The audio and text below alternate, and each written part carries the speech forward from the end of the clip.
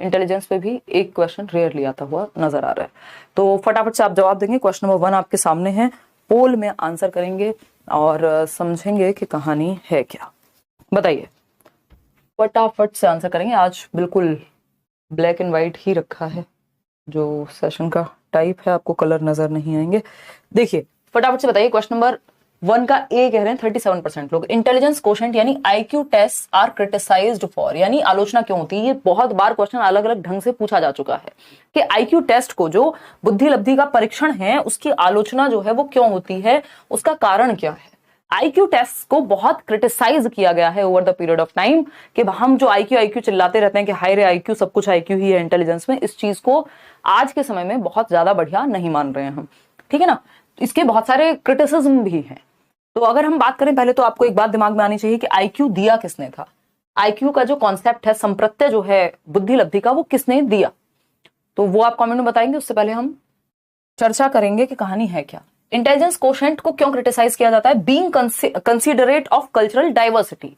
अब इसमें आपने क्या लगा दिया, रटा रटाया जवाब जो हम जनरली देखते हैं, वो हमने इसमें जल्दीबाजी में आंसर कर दिया 41% लोगों ने, जिनका आंसर एकदम गलत है। ए ऑप्शन को आपको ठीक से पढ़ना पड़ेगा। सारा खेल लैंग्वेज का है, पेडागोजी में, है ना, कि आप समझ पा रहे हैं पढ़ के या नहीं।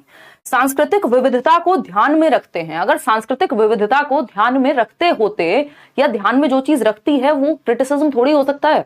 वो तो बढ़िया पॉजिटिव बात हो गई ना, कि अगर सांस्कृतिक विविधता को, कि अमेरिकन कल्चर के लोग अलग तरह से इंटेलिजेंट होंगे, चाइना में कुछ और इंटेलिजेंस हो सकता है, इंडिया में कुछ और मतलब हो सकता है बुद्धि का या हमारे मानसिक क्षमताओं का। तो कल्चरल डाइवर्सिटी को अगर आपका एक टेस्ट ध्यान में रख पा रहा है, वो अच्छी बात है। जबकि ये कल्चरली बायस होते हैं ज्यादातर टेस्ट, कि अमेरिकन के लिए अगर कोई टेस्ट बना हुआ है, ज्यादातर वेस्टर्न कल्चर के हिसाब से डिजाइंड होते हैं आईक्यू टेस्ट। तो ये तो इनकी प्रॉब्लम है, डाइवर्सिटी का ध्यान कुछ खास रख नहीं पाते हैं। बहुत कम टेस्ट हैं, जैसे वो रावंस मैट्रिक हो गया, आपका रेवंस मैट्रिक, जिसको हम क्या कहते हैं कि कल्चर फ्री टेस्ट है, कि कल्चर का इस पर प्रभाव नहीं पड़ता, कोई भी व्यक्ति किसी भी कल्चर का दे दे सेम रिजल्ट आएगा। जबकि ज्यादातर टेस्ट में क्या हालत है कि वेस्टर्न कल्चर्स की तरफ बायस्ड हैं, वो वेस्टर्न कल्चर की तरफ बायस्ड हैं वो टेस्ट, या फिर मान लीजिए एक ब्रिटिश व्यक्ति या वहां का व्यक्ति अगर कुछ जिस कंट्री के हिसाब से वो टेस्ट बनाए वो दे तो ज्यादा स्कोर आएगा, हम देंगे तो शायद कम आएगा। तो ये तो इनके साथ एक प्रॉब्लम है ना। ये क्रिटिसिज्म नहीं है कि कंसिडरेट है कल्चरल डाइवर्सिटी को लेकर, अगर होते तो ये तो पॉजिटिव बात हो जाती। Conceptualising intelligence as a set of different abilities, यानी बुद्धि क्या है, बहुत सारी क्षमताओं का एक समूह है, जो कि फैक्ट है, सही बात है। वो क्षमताएं क्या हो सकती हैं, आपकी रीजनिंग, आपकी प्रॉब्लम सॉल्विंग, आपकी अडेप्ट करने की एबिलिटी, है ना, कुछ केसेस में लैंग्वेज पे आपकी पकड़ होने की एबिलिटी। तो ये बात तो सही है कि क्षमताओं का एक समूह है। सी ऑप्शन है ignoring the influence of environmental factors on test performance, यानी आईक्यू टेस्ट को इस बात के लिए क्रिटिसाइज किया जाता है कि ये एनवायरमेंटल इन्फ्लुएंस जो होता है आईक्यू टेस्ट या टेस्ट देते समय, एनवायरमेंट का भी तो कुछ प्रभाव पड़ेगा जिस एनवायरमेंट से आप आ रहे हैं। बिल्कुल सही बात है, यही इसका सही उत्तर है। चीटिंग मत करना, आप गलत जवाब दे चुके हो सारे के सारे। Considering social factors in measuring memory, reasoning and verbal skills, ये कोई भी नेगेटिव बात नहीं है, बाकी तीनों ही बातें पॉजिटिव हैं। जो सांस्कृतिक विविधता को ध्यान में रखेंगे तो ये तो पॉजिटिव बात होगी, क्रिटिसिज्म थोड़ी हो जाएगा। परीक्षण निष्पादन पर पर्यावरणीय कारकों के प्रभाव को नजरअंदाज कर देते हैं आईक्यू टेस्ट, ये बात एकदम सही है कि भाई जिस एनवायरमेंट से बच्चा आ रहा है, जिस सोशियो इकोनॉमिक स्टेटस से बच्चा आ रहा है, फैमिली की इनकम क्या है, उस चीज का भी प्रभाव पड़ेगा आईक्यू पे। बायोलॉजिकल प्लस जो सोशल एनवायरमेंटल फैक्टर्स हैं उनका भी प्रभाव पड़ता है, तो लॉन्ग रन में पड़े चाहे, लेकिन पड़ता है। तो बच्चा किस बैकग्राउंड से आ रहा है, किस इनकम ग्रुप से, क्या कल्चर है, किस तरह की सुविधाएं वहां, एजुकेशन अपॉर्चुनिटीज कैसी हैं, बहुत सारी चीजों का फर्क पड़ता है। लेकिन ये आईक्यू टेस्ट सबको इग्नोर कर देते हैं और बस चुपचाप से एक नंबर निकाल के दे देते हैं कि यही है इंटेलिजेंस। तो ये बात यहां गलत हो गई, बाकी बातें सही थी। यही इसका एक क्रिटिसिज्म है कि एनवायरमेंटल फैक्टर्स को तो ये नकार देते हैं कि एक व्यक्ति है जो अमेरिका में है, एक व्यक्ति है जो भारत में है, एक व्यक्ति है जिसके पास सारी चीजें हैं, तो उसकी संतान ऑफकोर्स ज्यादा बेहतर कर पाएगी, मतलब संभावना ज्यादा है ना, वो डायरेक्शन डिस्ट्रैक्ट हो जाए बात अलग है। तो बी ऑप्शन जो है, सी ऑप्शन जो है वो सही है यहाँ, कि एनवायरमेंटल इन्फ्लुएंस को ये इग्नोर कर देते हैं कि जिस एनवायरमेंट में बच्चा है उसका भी प्रभाव पड़ेगा। क्वेश्चन नंबर 2 देखिए। अच्छा इससे पहले अच्छा दे दिया है पोल, नहीं दे दिया तो कोई बात नहीं, आप इसका आंसर कीजिए। इतने मैं आपको आईक्यू के बारे में थोड़ा सा बता देती हूं। ये तो हमारा आज का डिस्कशन है बैच में। आईक्यू की अगर हम बात कर रहे हैं तो इंटेलिजेंस कोशेंट का जो कॉन्सेप्ट है वो दिया है किसने, बताएगा कोई? किसी का मन कर रहा है? विलियम स्टर्न ने। स्टर्नबर्ग नहीं है, स्टर्नबर्ग अलग व्यक्ति है जिन्होंने इंटेलिजेंस पे थियोरी दी है, स्टर्न ने। ठीक है, 1912 में। ठीक है जी। अगर हम बात करते हैं यहाँ पे 1908 के आसपास है, आई थिंक मैंने कहीं लिखवाया होगा आपको, कभी और इंटेलिजेंस की चर्चा होगी तो देख लेंगे एक बार, ईयर को थोड़ा बहुत इधर उधर देख लेना, ईयर जनरली आता नहीं है, मेरे ख्याल में 1912 ही है। विलियम स्टर्न ने कॉन्सेप्ट दिया है। आईक्यू का जो फॉर्मूला है उसको रिवाइज करके दिया है। फॉर्मूला अलग है। फॉर्मूला क्या है? MA/CA इंटू 100, यानी मानसिक आयु बटा वास्तविक आयु गुणा कर देते हैं 100 से। तो अगर आईक्यू निकालना है तो मान लीजिए मानसिक आयु, जिस लेवल पे मेंटल एबिलिटी बच्चे की दिमाग काम करता है उसका, वो है 18 साल, और जितने साल का वो है क्रोनोलॉजिकल एज या वास्तविक आयु वो है 15 साल। 100 से गुणा कर देंगे, आईक्यू निकल करके आ जाएगा। ये फॉर्मूला है। ये फॉर्मूला प्रॉपर रिवाइज करके किसने दिया? ये दिया आपका लुई टर्मन ने 1916 में। सही बता रही हूं मैं आपको, कोई गलत नहीं है, 1912 की है वो, 1916 में स्टैनफोर्ड यूनिवर्सिटी में। 1905 की जो आप बात कर रहे हैं वो इंटेलिजेंस का पहला टेस्ट आया था एल्फ्रेड बिने के द्वारा। 1908 में, जिसकी मैं बात कर रही थी, 1908 में मेंटल एज दिया था एल्फ्रेड बिने ने। ये सब चीजें अलग अलग दी गई हैं। ये मेंटल एज एल्फ्रेड बिने ने दिया 1908 में। अगर हम बात करें, क्रोनोलॉजिकल पहले से होता था, क्रोनोलॉजिकल, क्योंकि वास्तविक आयु तो हमेशा से ही है ना। आईक्यू का कॉन्सेप्ट जो संप्रत्य दिया वो स्टर्न ने, जो फॉर्मूला रिवाइज करके दिया वो टर्मन ने। थर्स्टन है कि टर्मन है? दिमाग थोड़ा सा मेरा, हाँ। इसके अलावा अगर हम बात करते हैं, लुई टर्मन ही है, थर्स्टन का अलग है वो सिद्धांत। लुई टर्मन ने 1916 में स्टैनफोर्ड के अंदर ये फॉर्मूला दिया रिवाइज करके। और तीसरी एक चीज है आपकी, ये जो कहानी है हमारी मेंटल एज की, तो मेंटल एज 1908 में एल्फ्रेड बिने के द्वारा, और पहला इंटेलिजेंस का टेस्ट एल्फ्रेड बिने के द्वारा। ठीक है ना? हाँ, टर्मन ही है, कोई दिक्कत नहीं है। ठीक है जी, ओके, डन। चले आगे बढ़े।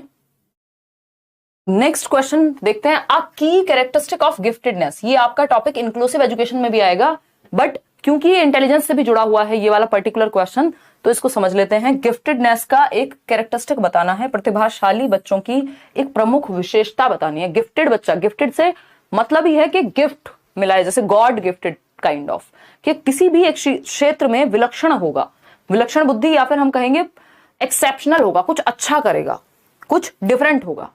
तो गिफ्टेडनेस का कैरेक्टरिस्टिक विशेषता पहचाननी है हमको। लैक ऑफ क्रिएटिविटी नहीं, आप लोग इसमें सही उत्तर दे रहे हैं। High levels of intellectual ability.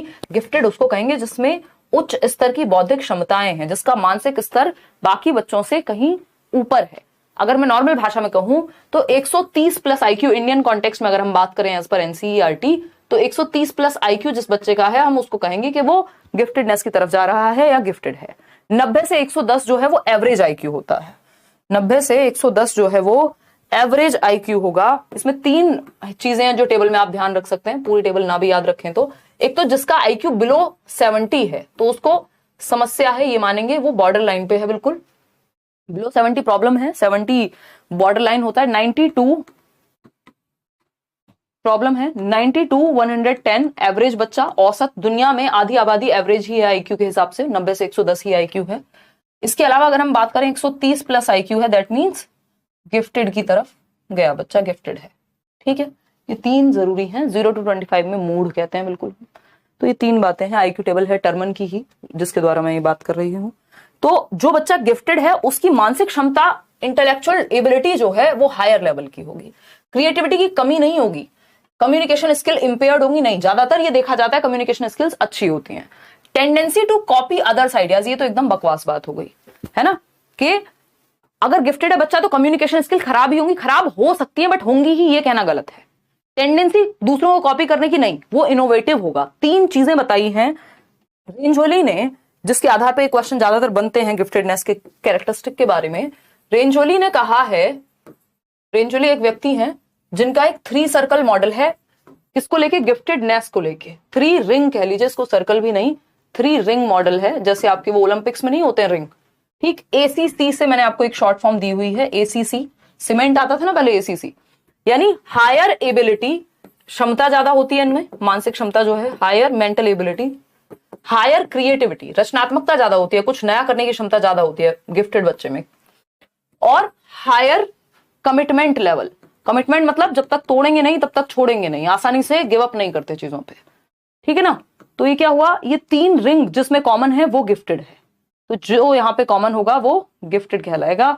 इसमें इन्होंने आईक्यू के बारे में ना बात करके, मतलब आईक्यू ज्यादा है, हायर एबिलिटी 130 प्लस आईक्यू मान लीजिए आप, हायर क्रिएटिविटी रचनात्मकता ज्यादा है बाकी बच्चों से, और कमिटमेंट भी ज्यादा है, किसी कार्य के प्रति डटे रहने की क्षमता।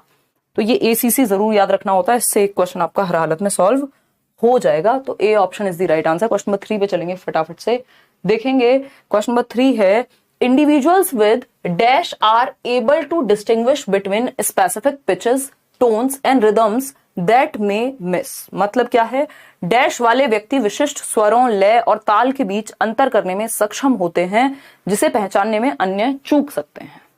मतलब किस प्रकार की बुद्धि होगी जो लोग, जो पिचेस हैं, पिचेस समझते हैं, टोन्स, पिचेस, हाई पिच पे बोल रहा है कोई थोड़ा सा तेज आवाज में, कोई लोअर पिच पे बात करेगा, टोन में उतार चढ़ाव होता है, इंटोनेशन बोलते हैं आवाज में उतार चढ़ाव को, है ना। रिदम्स, रिदम आप म्यूजिक सुनते होंगे, नोट्स होते हैं, जिनको ज्यादा शौक होता है म्यूजिक का तो नोट्स होते हैं, वो कई लोग होते हैं जिनको धम-धम पसंद होती है, सिर्फ बेस चाहिए उनको, तो रिदम्स, है ना। हाँ, शौर्य को, दैट अदर मे मिस, यानी दूसरों को शायद वो टोन, जैसे अभी हम कल परसों हमारी नई कार आई है तो हम गए हुए थे, निशा साथ में ही थी, तो कोई गाना था तो वो उसका म्यूजिक सिस्टम कंपेयर टू जो हमारी पहले वाली गाड़ी है उसके कंपैरिजन में थोड़ा कमजोर है, ये कहेंगे हम, अच्छा है वैसे।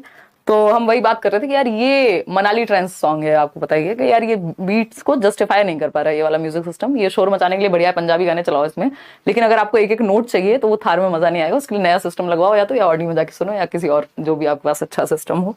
तो बेसिकली जिनको म्यूजिकल इंटेलिजेंस है जिनके अंदर, वो डिस्टिंग्विश कर पाएंगे जो स्पेसिफिक पिचेस होती हैं, हाई और लो, नोट्स हो गए, रिदम्स हो गए, टोन हो गया, इंटोनेशन, उतार चढ़ाव आवाज में, तो किसके अंदर होगी ये म्यूजिकल इंटेलिजेंस है ना। मैं ये नहीं कह रही हूँ म्यूजिकल इंटेलिजेंस मेरे अंदर वो वाला हो गया AR रहमान वाला, मतलब वेरिंग डिग्रीज में हो सकता है ना, सब में अलग अलग बुद्धि का प्रकार, खिचड़ी है हम लोग तो वैसे भी, ठीक। तो ये क्या होगा, म्यूजिकल इंटेलिजेंस यानी संगीत में बुद्धि, ठीक है। म्यूजिकल इंटेलिजेंस जिस व्यक्ति में पाई जाएगी उसमें साउंड को लेकर के सेंसिटिविटी होगी, म्यूजिकल रिदम्स को लेकर के सेंसिटिविटी होगी, टोन, ये सारी चीजों को ज्यादा वो अच्छे बेहतर तरीके से समझ पाएगा या कंपोज कर पाएगा, म्यूजिक को बनाना, समझना, ये सब चीजें आएंगी। तो म्यूजिकल इंटेलिजेंस में मजाक से हटके अगर हम देखें, AR रहमान, लता मंगेशकर जी, या जो लोग कंपोज करते हैं म्यूजिक को वो लोग, इवन जो डीजेस भी आप देखते हैं आजकल पार्टी में, उनमें भी कुछ हद तक बाकियों से ज्यादा म्यूजिकल इंटेलिजेंस हो सकती है ना। तो लॉजिको मैथमेटिकल लोग तो मैथ्स में अच्छे होंगे, बॉडीली काइनेस्थेटिक ये स्पोर्ट्स में अच्छे होंगे, इंटरपर्सनल लोगों के साथ डील करने में अच्छे होंगे। ऐसे कांग्रेचुलेशन मत लिखो, उसमें ऑलरेडी कुछ प्रॉब्लम है, अभी गई हुई है वर्कशॉप में, तो नई गाड़ी लाया उसी में दिक्कत, इसलिए हमने अभी ब्लॉग भी नहीं डाला है और फोटोज भी नहीं डाले हैं, ठीक। संगीत में बुद्धि यानी म्यूजिकल इंटेलिजेंस। चलो आगे बढ़ते हैं, क्वेश्चन नंबर 4। क्वेश्चन नंबर 4 क्या कहता है भाई, क्वेश्चन नंबर 4 कहता है डांसर्स, एथलीट्स, ये बेसिकली बात किसकी हो रही है, मैं आपको एक थोड़ा सा बैकग्राउंड दे देती हूं जिनको नहीं पता है, जो नए जुड़े हैं। हार्वर्ड गार्डनर एक व्यक्ति हैं, इनसे एक क्वेश्चन हर हालत में आपके पेपर में आता है सीटेट के, और बाकी जगह भी देखने को मिलता है, अभी जीवित हैं गार्डनर। तो अगर हम बात करें, और हार्वर्ड यूनिवर्सिटी का कुछ कुछ है, अमेरिकन है, बेसिकली अमेरिकन साइकोलॉजिस्ट हैं, अपने 90s में है, अभी रिसेंटली बेंड्यूरा की डेथ हुई थी। तो हार्वर्ड गार्डनर ने मल्टीपल इंटेलिजेंस, बहुबुद्धि का सिद्धांत दिया, और इसमें 8 प्रकार की बुद्धि है। इन्होंने कहा है अलग अलग प्रकार की बुद्धि हो सकती है लोगों में, आईक्यू में मत बांटो, आईक्यू कोई सही क्राइटेरिया नहीं है। इन्होंने इंटेलिजेंस टेस्ट वगैरह को काफी खराब कहा, और ये नहीं कहा कि इंटेलिजेंस एक फिक्स्ड एबिलिटी है, इन्होंने कहा अलग अलग लोगों में अलग अलग मात्रा में इंटेलिजेंस हो सकती है, कोई म्यूजिक में अच्छा हो सकता है, कोई स्पोर्ट्स में अच्छा हो सकता है, तो ये आईक्यू को नहीं मानते, वहीं से ये क्वेश्चन निकल के आया था, ठीक। अगर हम सचिन तेंदुलकर को लॉजिको मैथमेटिकल एबिलिटी के बेसिस पे जज करेंगे तो शायद हम जस्टिफाई नहीं कर पाएंगे, फिर हम कहेंगे उनको मैथमेटिशियन होना चाहिए, जबकि उनमें क्या है, उनमें बॉडीली काइनेस्थेटिक इंटेलिजेंस ज्यादा पाई जाएगी, स्पोर्ट्स पर्सन है भाई, ठीक है ना। तो क्वेश्चन नंबर 4 कहता है dancers, athletes and actors possess high dash as per Harvard Gardner's theory. बताइए, फटाफट से बताइए। कोई कह रहा है ऑफलाइन एग्जाम के लिए सिटी चेंज होने का कोई चांस नहीं है क्या? वो जो मुझे नहीं लगता कि ऐसा मौका देंगे, फिर उसमें कई दिन तक समस्याएं रहने वाली हैं। ये अपने आप ही रैंडमली मिल जाएगा आपको आपकी सिटी के आसपास जो भी आपने सेंटर भरा होगा। लेट्स सी, बाकी अगर 1% ऐसा कुछ हुआ तो बता ही दिया जाएगा, बट मुझे लगता नहीं है ऐसा। सी ऑप्शन 82% लोग कह रहे हैं। यानी dancers, athletes and actors possess high dash as per Howard Gardner. Special intelligence होती है डांस करने वाले लोगों में, एथलीट्स में, जो स्पोर्ट्स पर्सन है, क्रिकेटर हैं, विराट कोहली हुए, सचिन तेंदुलकर हुए, साइना नेहवाल, है ना, और भी हम कितने भी, अभी पहलवानों की बात चल रही थी जो लोग प्रोटेस्ट कर रहे थे, तो उनमें भी किस एथलीट हुए ना, वो भी एक तरह से, तो उनमें भी ये इंटेलिजेंस पाई जाएगी। एंड एक्टर्स में भी, एक्टर्स में क्यों? क्योंकि वो डांस भी कर रहे हैं, डिफरेंट डिफरेंट चीजें परफॉर्म भी कर रहे हैं, स्टंट भी कर रहे हैं, तो ये सब क्या हुआ? बॉडी से काम हो रहा है, तो ये बॉडीली काइनेस्थेटिक इंटेलिजेंस है। ठीक, special intelligence, linguistic intelligence, intrapersonal, भाई थोड़ी बहुत मात्रा में इन सब की जरूरत होगी, लेकिन मुख्य कैरेक्टरिस्टिक किसका है? ये बॉडीली काइनेस्थेटिक इंटेलिजेंस के बिना काम नहीं चल पाएगा। आप डांसर नहीं हो सकते यदि आप अपनी बॉडी को पूरा मैनिपुलेट करना नहीं जानते हैं, या जिम्नास्ट हो गए, स्पोर्ट्स पर्सन हो गए, है ना, नोरा फतेही मतलब देना है कोई, ठीक है। तो ये क्या हुआ? शारीरिक गति संवेदनात्मक बुद्धि।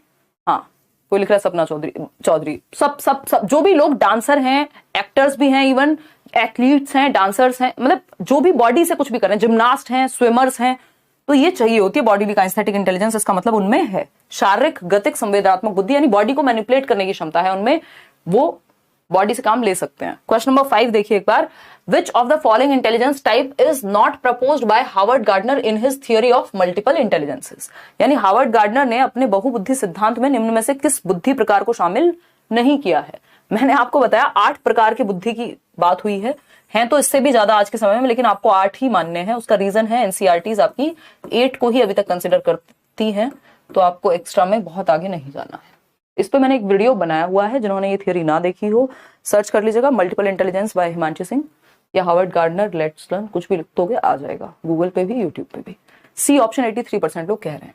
यानी which of the following type is not proposed by Gardner, यानी किसी और का है वो टाइप। इन्होंने एक बुक दी थी फ्रेम्स ऑफ माइंड करके 1983 में, जिसमें ये 7 प्रकार बताए थे शुरुआत में बुद्धि के, फिर बाद में 8 हो गए, 9, 10, 11 हुए। चलिए खैर, नेचुरलिस्टिक इंटेलिजेंस बिल्कुल ये है, गार्डनर वगैरह में पाई जाएगी। गार्डनर मतलब जो माली हैं या फिर फार्मर हैं, जो लोग एनवायरमेंटलिस्ट हैं, उन सब में नेचुरलिस्टिक इंटेलिजेंस पाई जाएगी, है ना। या फिर इवन जो डॉग लवर, कैट लवर, ये सब भी एनवायरमेंट को ही, उनमें मतलब एनवायरमेंट को लेके ज्यादा प्यार है, तो नेचुरलिस्टिक इंटेलिजेंस कहीं ना कहीं उनमें भी है। स्पेशल इंटेलिजेंस, स्पेशल होती है जो स्पेस से संबंधित हो, दिशाओं को लेकर के ज्ञान, है ना, मूर्तिकार वगैरह हो गए। कॉम्प्रीहेंशन इंटेलिजेंस की बात कोई भी गार्डनर ने अलग से नहीं की, ये किस में आ जाएगा? लिंग्विस्टिक इंटेलिजेंस में आ जाएगा कॉम्प्रीहेंशन जो है आपका, कि आप भाषा को समझ अच्छा पाते हैं। इंटरपर्सनल इंटेलिजेंस है एक दूसरे को समझने में बेहतर होना। इसका मैं अभी से आपको एग्जांपल्स इसलिए नहीं दे रही हूं क्योंकि आगे क्वेश्चंस आने वाले हैं, फिर आपको पहले से पता लग जाएगा जवाब क्या देना है, इसलिए मैं ज्यादा आपको डिटेल में नहीं बता रही। तो आंसर क्या हुआ उसका भाई? उसका सिंपल आंसर है कॉम्प्रीहेंशन इंटेलिजेंस, ये 8 प्रकार में नहीं आता। क्वेश्चन नंबर 6 देखिएगा एक बार। क्वेश्चन नंबर 6 क्या कहता है, फटाफट से बताओ।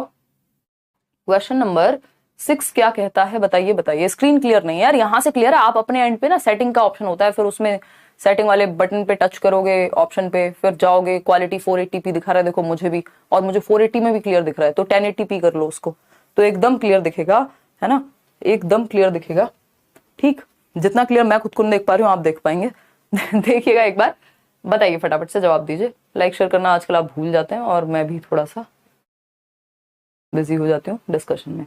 देखिए C option, the capacity to detect and respond appropriately to the moods, motivations and desires of others. ये वर्ड इंपॉर्टेंट है, others, दूसरों की इच्छाओं, दूसरों की अभिप्रेरणाओं, दूसरों के मूड, मिजाज कैसा है, अभी पापा गुस्से में होंगे, है ना, आज पापा का मूड अच्छा है, तो इस हिसाब से बात कर लो, बेटा फोन चाहिए नया तो जाके मक्खन मक्खन लगा दो, है ना। ये क्या है? इंटरपर्सनल इंटेलिजेंस है, जो निशा मेरे साथ करती रहती है अक्सर, है ना। तो ये क्या है? तो ये डिजायर, दूसरों की डिजायर्स को, दूसरों की इच्छाओं को समझ पाना, दूसरों की मोटिवेशंस, कौन किस बात से मोटिवेट होगा, है ना। जैसे हम लोग कुछ कुछ काम करते हैं, कई बार मीटिंग्स होती हैं, कई बार ऑफर्स आते हैं बहुत सारे, तो सामने वाले लोग बहुत कोशिश करते हैं कि यार इस बात पे, तो सामने वाले की मोटिवेशन क्या है, लोगों की, ज्यादा लोगों की मोटिवेशन पैसा है, तो अब वो कहीं ना कहीं से घुमा फिरा के बात आती है, फिर अंत में जो है चीजें गड़बड़ हो जाती हैं, क्योंकि वो सही जगह पिच नहीं कर पा रहे होते हैं। ठीक है ना, ऐसा नहीं है कि मेरी पैसे से कोई दुश्मनी है, बट वो मुख्य चीज नहीं है। देखिए, तो अगर हम बात करें desires of others is a characteristic of dash intelligence, यानी इंट्रा पर्सनल इंटेलिजेंस का उदाहरण है। इंट्रा में तो अदर्स की बात नहीं होगी, सेल्फ की बात होगी। अगर यही पूरा क्वेश्चन एज इट इज होता, बस डिजायर्स ऑफ सेल्फ लिख लेते, यानी खुद की इच्छाएं, खुद के मूड, खुद के मोटिवेशन को समझ पा रहे हैं अगर, तो वो इंट्रा पर्सनल है। अगर दूसरों को समझने में अच्छे हैं तो इंटर पर्सनल, जैसे इंटर स्टेट, इंटरनेशनल, मतलब दो या दो से अधिक लोगों की बात हो रही है। इंट्रा का मतलब होता है स्वयं में, इंट्रा मतलब सेल्फ। काइंस्थेटिक होता है बॉडीली काइंस्थेटिक, दौड़ना, भागना, sports, dance. Interpersonal is the right word, यानी C option is the right word या right type of intelligence. Naturalistic जो है वो गार्डनिंग से संबंधित होगा, तो अंतर व्यक्तिक बुद्धि। अंतः व्यक्तिक होगी तो अंदर, ये क्या है? अंतर व्यक्तिक। ठीक है, क्या है? अंतर व्यक्तिक। क्लियर है बात? कोई दिक्कत परेशानी? कह रहा है आपकी निशा से दुश्मनी है, कोई तो कह रहा है भाई। सौम्या कह रही है नहीं दुश्मनी नहीं है, अभी आपने टांग खींचना नहीं सीखा है दोस्ती में फिर, है? अगर आपको इतनी बातों पे दुश्मनी लग जाती है। देखिए क्वेश्चन नंबर 7 देखिएगा। क्वेश्चन नंबर 7 देखिए, Ahmad wants to become a psychotherapist. इसलिए मैंने आपको इससे पहले वाले क्वेश्चन में ज्यादा एक्सप्लेन नहीं किया था, ताकि आप कंफ्यूज ना हो या आपको पहले से जवाब ना मिल जाए। अहमद एक व्यक्ति है, बच्चा है, जो भी है, इंसान है, wants to become a psychotherapist. Psychotherapist समझते हैं भाई, मनोवैज्ञानिक या परामर्शदाता बनना है उसको, काउंसलर बनना है, लोगों की मदद करनी है ना। कल को आपको एंजाइटी हो, डिप्रेशन हो, ईश्वर ना करे हो, बट हो जाएगा या हो सकता है, जैसा आजकल के माहौल और हालात हैं, ठीक है ना। तो अगर इस तरह का आपको परामर्शदाता बनना है, मनोपचारक बनना है, एक काउंसलर बनना है, ताकि आप लोगों को सलाह दे सकें। अच्छा रवि, मैं एक बार बात करती हूँ टीम से। As per Howard Gardner's theory of multiple intelligences, his teachers should provide opportunities to enhance his. तो एक बच्चा अहमद, उसके टीचर्स को किस तरह के अवसर उसको प्रदान करने चाहिए, यदि आप चाहते हैं कि जो बच्चा चाहता है वो बन पाए, यानी साइकोथेरेपिस्ट बन पाए। तो साइकोथेरेपिस्ट क्या करता है? अलग अलग तरह के क्लाइंट्स जाएंगे उनके पास, है ना। अब वो वहां जाके अपने सारे दुखड़े भी रोएंगे। मूवी याद कीजिए, डियर जिंदगी, है ना, शाहरुख खान, आलिया भट्ट। अब एक आलिया भट्ट क्लाइंट को उसमें दिखाया है, और भी क्लाइंट्स होंगे, तो वो अलग अलग पर्सनैलिटी के लोग जा रहे होंगे, अलग अलग डिजायर्स रखने वाले लोग जा रहे होंगे, अलग अलग मोटिवेशंस रखने वाले लोग जा रहे होंगे, अलग अलग टेम्परामेंट के, मिजाज के लोग जा रहे होंगे। तो साइकोथेरेपिस्ट को क्या आना चाहिए? लोगों के साथ डील करना, है ना, लोगों के साथ डील करना आना चाहिए। यानी और सिर्फ डील करना नहीं कि कुछ भी मैनिपुलेट करके चल जाएगा काम, आपको दूसरों के इंटरेस्ट, मोटिवेशंस, डिजायर्स, इन सबको समझना आना चाहिए, यानी दूसरों को समझना आना चाहिए। तो इसमें कौन सी बुद्धि लगेगी? इंटरपर्सनल, दो या दो से अधिक लोगों की बात हो रही है, लोगों को समझने की बात होगी, अदर्स को समझने की बात होगी। तो जवाब हमेशा इंटरपर्सनल होगा, अंतर वैयक्तिक होगा। अंतः वैयक्तिक होता है सेल्फ, खुद को जानना। फिलोसोफर बनना है तो हम कह सकते हैं इंट्रापर्सनल चाहिए, है ना। कोई सेल्फ डिस्कवरी मंक बनना है तो हम कहेंगे इंट्रापर्सनल चाहिए भाई, ईश्वर स्पिरिचुअलिटी की तरफ जा रहे हैं। स्पेशल इंटेलिजेंस होती है स्थान से संबंधित, जो आपके आर्किटेक्ट्स वगैरह में। म्यूजिकल इंटेलिजेंस पता ही आपको, नेचुरलिस्टिक गार्डनिंग हो गई। तो सही उत्तर है डी ऑप्शन। आगे बढ़ेंगे क्वेश्चन नंबर 8 पर। क्या कहता है क्वेश्चन नंबर 8? क्वेश्चन नंबर 8 देखिएगा, विच of the following is not a characteristic of students with giftedness. यानी कि कौन सा एक लक्षण नहीं है गिफ्टेड बच्चे का। गिफ्टेड बच्चा कौन है? जो ज्यादा मानसिक बुद्धि या मानसिक क्षमता रखता है अपनी एज के बच्चों से, उसकी मानसिक क्षमता, उसका आईक्यू ज्यादा है।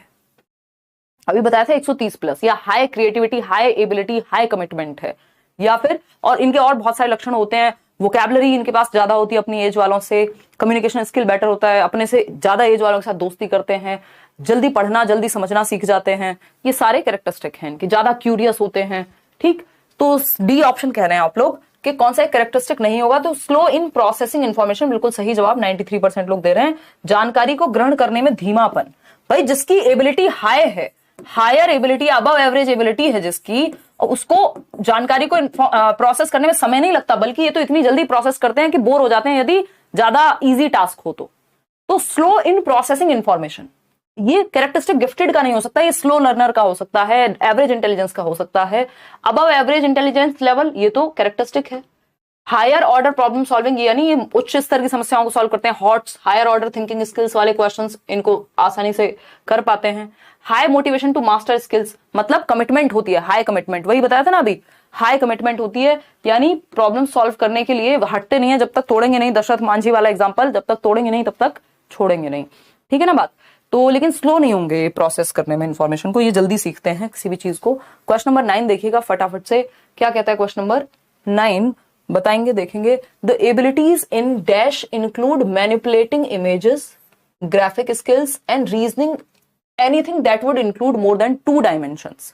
ध्यान से समझिएगा, 2 डायमेंशंस यानी 3D में समझने की क्षमता है व्यक्ति में, जो सामने नहीं है उसको भी वो दिमाग में इमेजिन करके एक मैप पे बना सकता है। घर का नक्शा बनाना हो, है ना, इंटीरियर डिजाइनर्स होते हैं जो आपको दिखाएंगे, देखेंगे आपका घर या कोई भी स्पेस, और उसको कुछ का कुछ बना के रख सकते हैं। क्यों? क्योंकि उनके पास वो इमेजिनेशन है, वो ग्राफिक स्किल्स है उनके ब्रेन में, वो रीजनिंग पावर है, किस स्पेस में क्या लगना चाहिए, कहाँ पे गमला रखेंगे, कहाँ पे झाड़ू रखेंगे, है ना।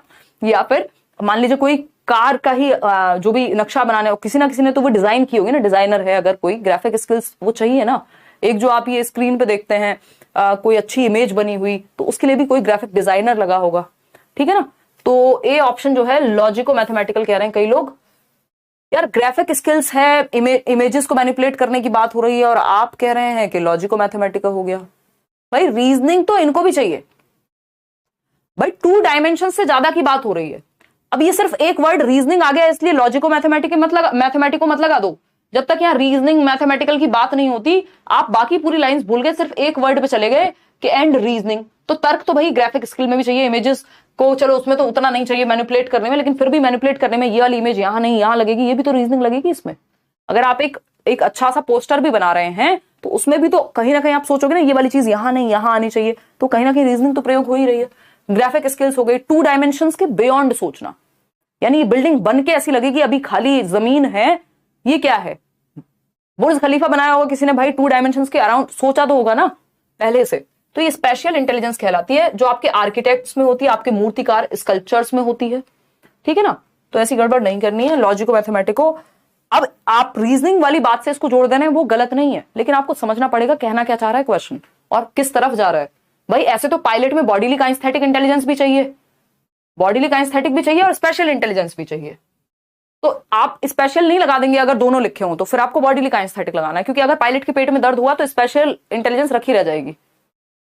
मतलब समझ पा रहे हो ना बात को। तो एक मेजर लक्षण होगा किसी भी क्षेत्र में जाने के लिए, वो मेजर चीज ढूंढनी है आपको उस ऑप्शन में। क्वेश्चन नंबर 10 है, as per recent conceptualisation of intelligence IQ test are not appropriate to assess an individuals intelligence because they are often, यानी बुद्धि के समकालीन संप्रत्यों के अनुसार, यानी आज के समय पे यह एक धारणा निकल करके आ रही है कि बुद्धि लब्धि जो परीक्षण है, जो IQ के टेस्ट हैं, वो व्यक्ति की बुद्धिमत्ता को जांचने के लिए उपयुक्त नहीं है, प्रॉपरली बहुत बढ़िया नहीं मान रहे हैं हम इनको, कि प्रॉपरली असलियत में नहीं जान पा रहे हैं, IQ टेस्ट रियल में नहीं बता पा रहे हैं कि एग्जैक्टली क्या उसके अंदर क्षमताएं होंगी व्यक्ति के अंदर।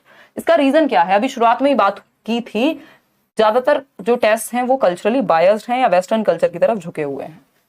कल्चर फ्री टेस्ट बहुत कम है, जैसे रेवंस मैट्रिक्स एक टेस्ट है जो पेपर में आता भी है, वैलिड है, रिलायबल है, कॉम्प्रिहेंसिव है, ये सारी बातें ठीक है, बट इसका एक रीजन है कि वो क्यों एप्रोप्रिएट नहीं है, क्योंकि कल्चरली बायस है। जिस संस्कृति के लिए, मान लीजिए अगर आप भारत के संदर्भ में एक टेस्ट बना रहे हैं तो कौन उस पर अच्छा स्कोर करेगा, अमेरिकन बच्चा नहीं कर पाएगा, क्योंकि उसको पता ही नहीं है यहाँ किस तरह की चीजें होती हैं, वो कॉन्सेप्ट्स उसके लिए उतने फैमिलियर ही नहीं है।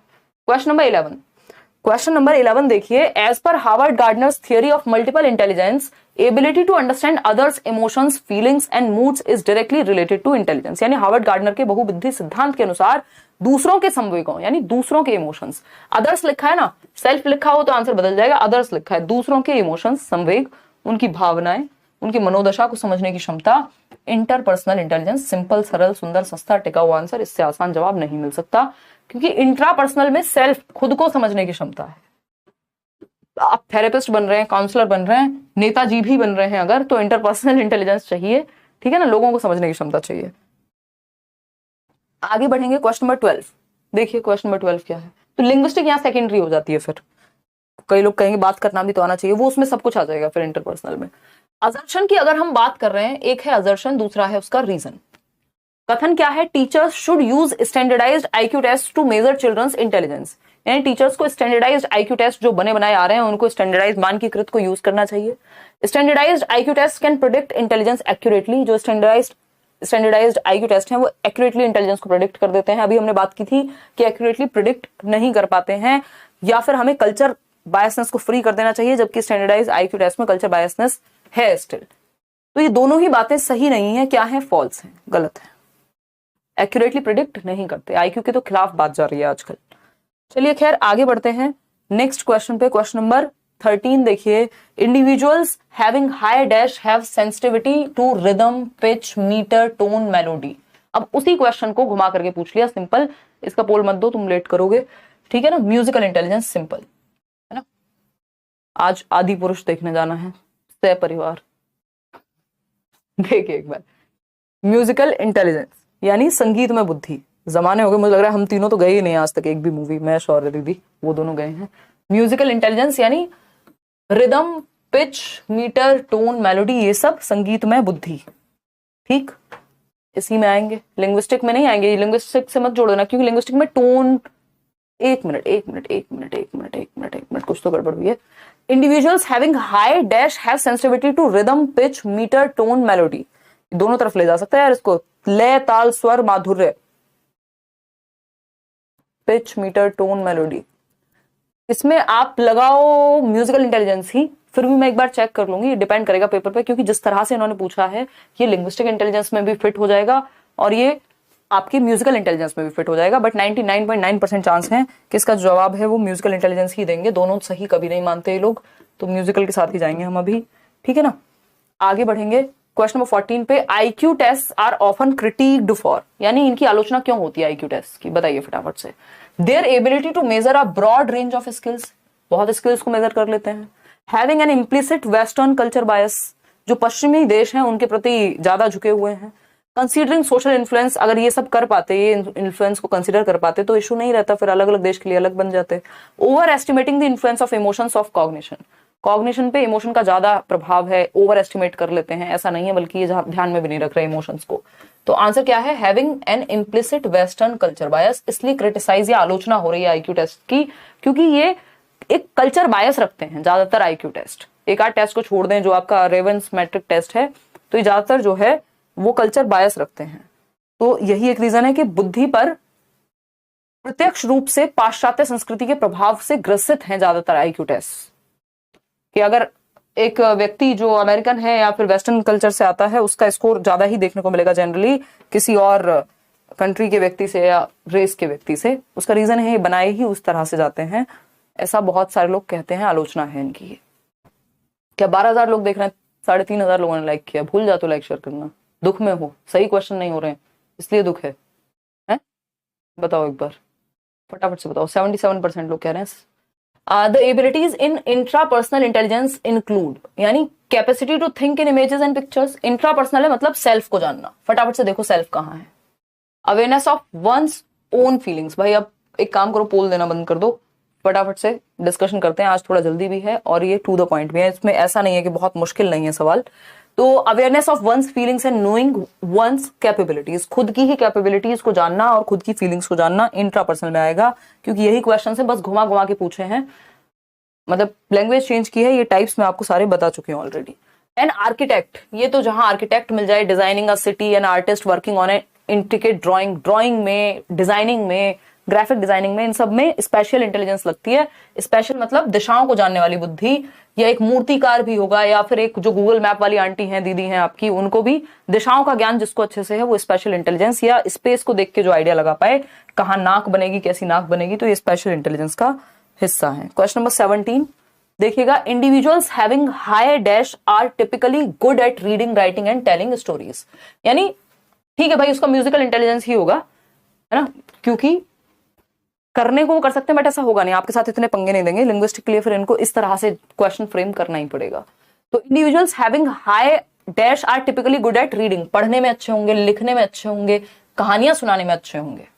बताइए, linguistic intelligence simple, logico mathematical नहीं, लिंग्विस्टिक इंटेलिजेंस कि पढ़ना, लिखना, स्टोरी टेलिंग, ये सब अच्छी होगी इनकी, कुछ हद तक मैं अपनी भी मानती हूँ। तो B option is the right answer. भाषिक बुद्धि बेहतर होती है, ये हम कह सकते हैं कि जो लोग पढ़ने लिखने के कौशल में और आपके रीडिंग के कौशल में अच्छे होते हैं, स्टोरी रीडिंग में या टेलिंग में। Harvard gardener believed that, Harvard Gardner ने क्या माना, कैसा माना, बताइए फटाफट से।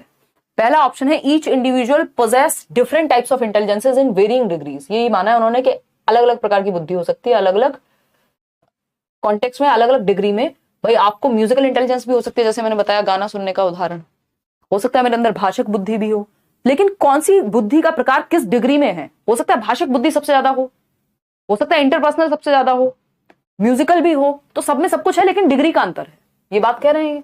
Intelligence is pre determined and fixed, ये बिल्कुल भी नहीं कहते। गार्डनर ने इस चीज को क्रिटिसाइज किया है कि इंटेलिजेंस फिक्स्ड नहीं होती, या एक सिंगल एंटिटी नहीं है, या कोई आईक्यू स्कोर नहीं है intelligence.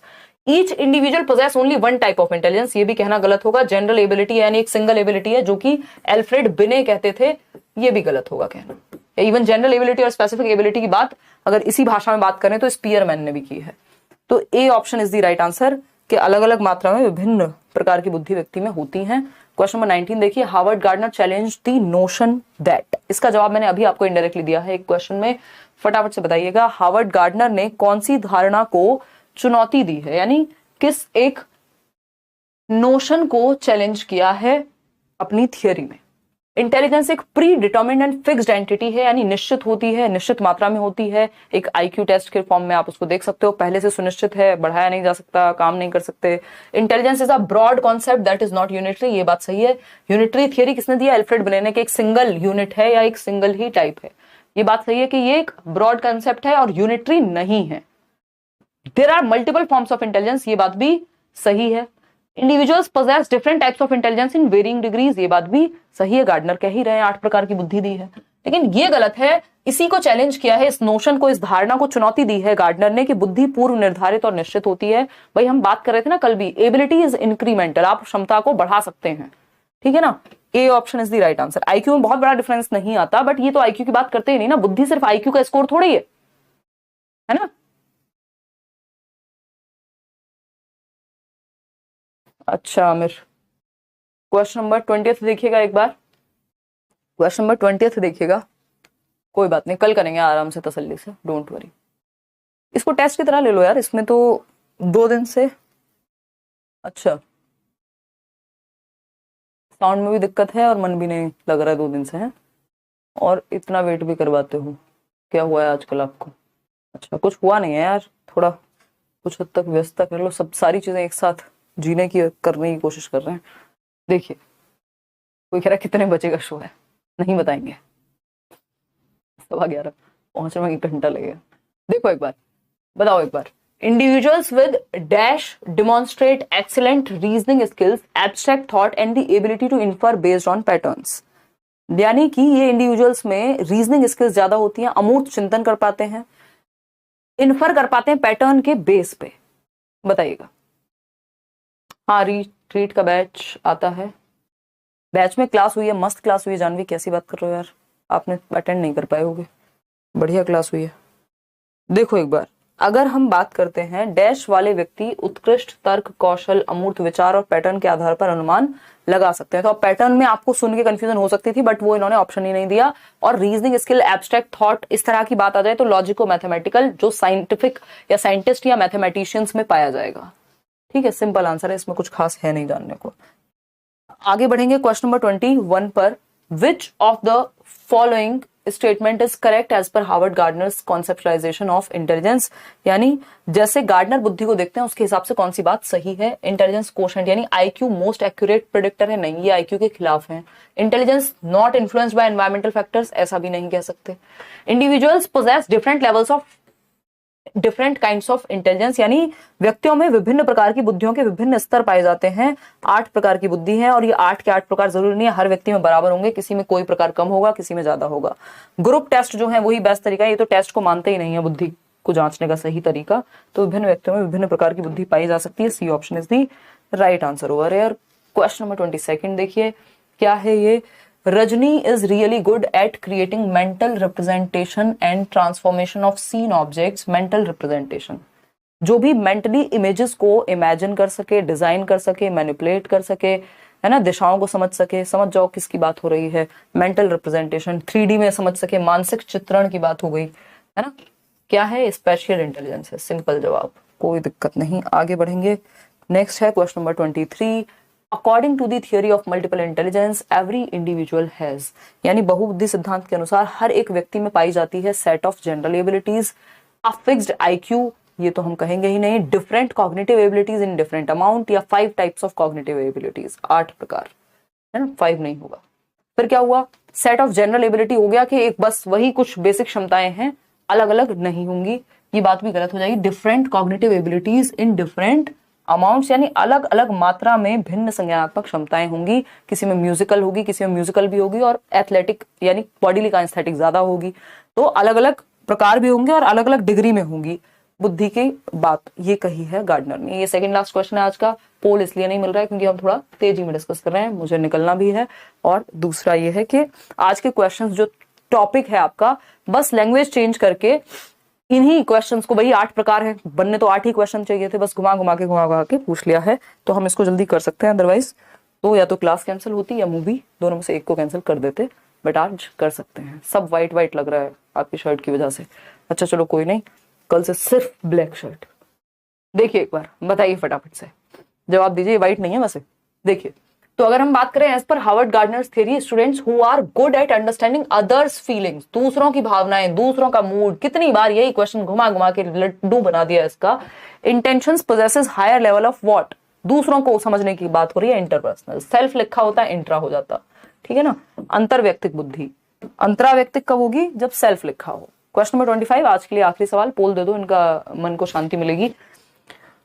Question number 25, question number 25, निशा मैम जा रही हैं, आज नहीं जा रही हैं, ऑलरेडी 5 लोग हो गए हैं, अब निशा मैम को ऊपर बैठा के ले जाना पड़ेगा। और 5 लोग भी छोटे बच्चे नहीं हैं, बड़े बड़े अडल्ट हैं, और निशा मैम का तो पता ही है आपको सुपर एडल्ट हैं, तो ये तो फिट नहीं हो पाएंगे आज और ऊपर से दूर भी है। विच of the following is not one of the multiple intelligences proposed by Harvard gardener, यानी हार्वर्ड गार्डनर द्वारा प्रतिपादित बहुबुद्धियों में। इसलिए आज ये पोल नहीं लगा रही है, मैंने मना नहीं किया इनको, इनका मन नहीं है आज पोल लगाने का, मूवी तो लेके जाते नहीं हो, ये घूम के आ चुकी है नई गाड़ी में, अभी कल परसों इनकी ट्रिप हो चुकी है, थोड़ा घर वालों को देख ले। क्या बोल रही हो? बहुत बढ़िया, हाँ ये घूमती रहती है। बी ऑप्शन कह रहे हैं 79% लोग, बहुत ही बढ़िया। कल थोड़ा जल्दी क्लास शुरू करेंगे, आज फिर से लेट हो गया, ये प्लान अचानक से बना। एक्चुअली मेरे कजन हैं वो भी आए हुए हैं। देखिए, many Ramayana will come and go, but this Ramayana and its characters will always remain in our hearts forever and ever. जय श्री राम। अच्छा ऐसा है कि कुंजन, अब देख के ही बताएंगे, पहले से पहले इतनी बात नहीं। बाकी बी ऑप्शन इमोशनल इंटेलिजेंस, बिल्कुल सही बात है कि कौन सा एक बुद्धि का प्रकार गार्डनर ने नहीं दिया है। इस बार 2 क्वेश्चन इस तरह के आए कि गार्डनर ने कौन सा प्रकार बुद्धि का नहीं दिया। अभी मुझे गाड़ी में पंचर भी लगवाना है और दूसरी कार गई हुई है, तो देख रहे हो मैं कितना कट टू कट चलती हूँ। तो लिंग्विस्टिक इंटेलिजेंस दी है, स्पेशल इंटेलिजेंस दिया हुआ है 8 प्रकार में, म्यूजिकल इंटेलिजेंस दिया हुआ है, लेकिन इमोशनल इंटेलिजेंस जो है वो नहीं है। इमोशनल इंटेलिजेंस किसका पार्ट हो जाएगा, वो इंट्रापर्सनल में ही बात हो जाएगी, या कुछ हद तक इंटरपर्सनल में भी चाहिए होगा, लेकिन अलग से इमोशनल इंटेलिजेंस की बात गार्डनर ने नहीं की है। ठीक है, क्लियर है बात, कोई दिक्कत नहीं है, देंगे पार्टी।